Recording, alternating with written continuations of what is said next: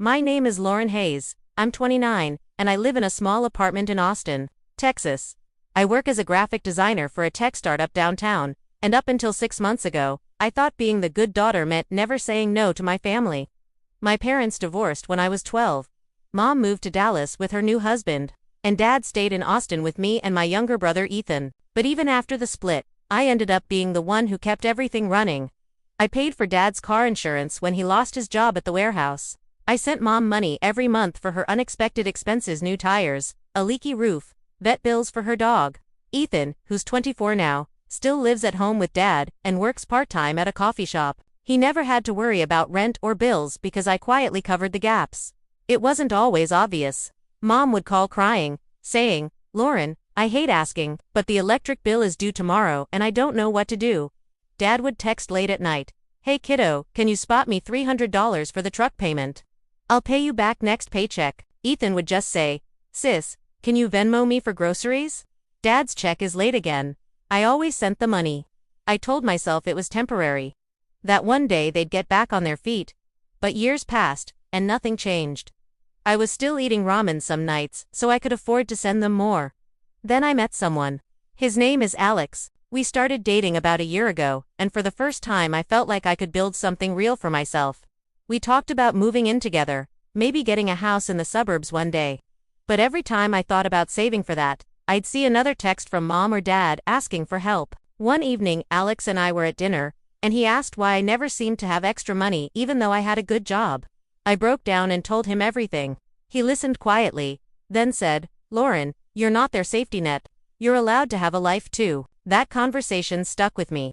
The next day I looked at my bank statements and realized I'd sent over $45,000 to my family in the last 3 years. Money I could have used for a down payment, a vacation, or just breathing room. I decided it was time. I started with Dad. I drove over to the house one Saturday afternoon.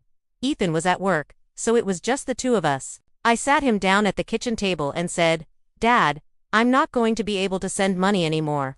Starting next month, you're on your own for the bills." He stared at me like I'd slapped him. "What do you mean? You know how tight things are.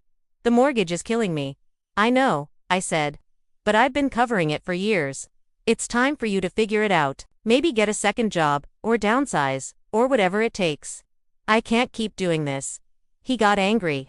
"After everything I've done for you, I raised you when your mom left." I stayed calm. "You did, and I'm grateful. But raising me doesn't mean I owe you my entire paycheck forever." Mom was harder. When I called her, she started crying right away. "Lauren, please don't do this. My husband lost his job last month. We're barely making it." I felt the guilt hit me like a wave, but I pushed through. "Mom, I'm sorry you're struggling. But I've been helping for years, and nothing changes. You need to find a way.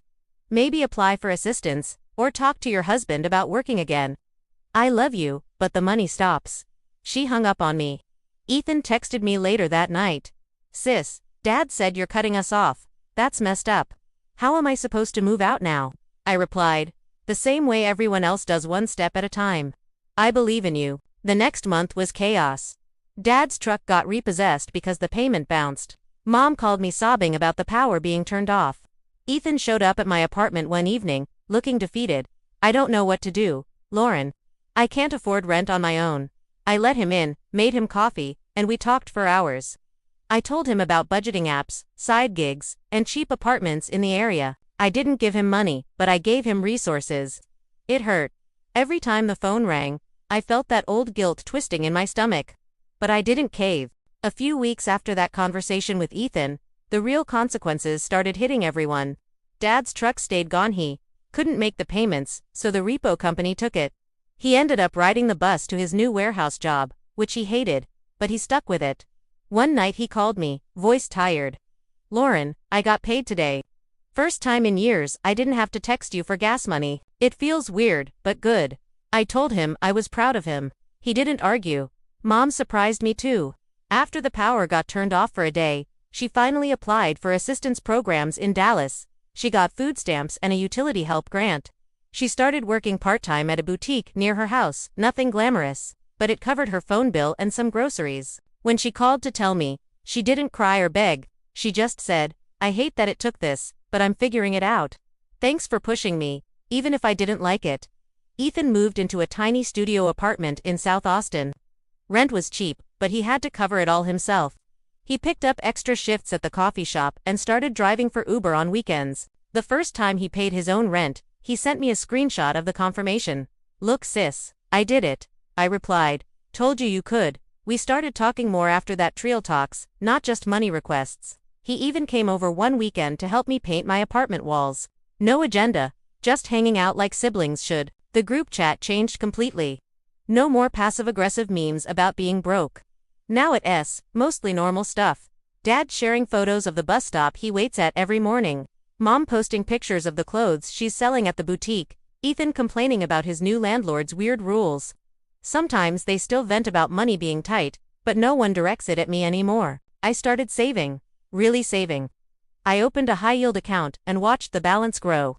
Alex and I talked more seriously about moving in together. We found a cute 2-bedroom in East Austin with a little backyard. We're planning to sign the lease next month.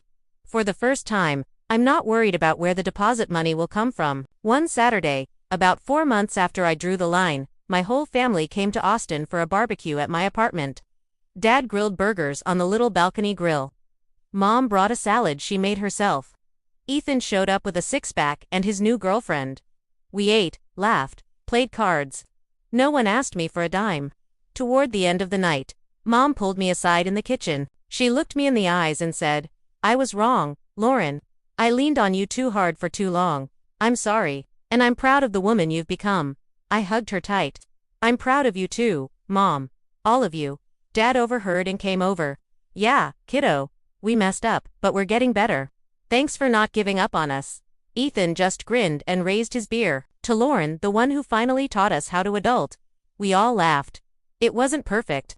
There are still hard days, and money is tight for them. But they're handling it. And I'm not carrying it anymore. Later that night, after everyone left, Alex and I cleaned up together. He wrapped his arms around me from behind and said, "You did good, babe." I leaned back against him and smiled. Yeah, I really did. For the first time in years, I went to bed without that knot in my stomach.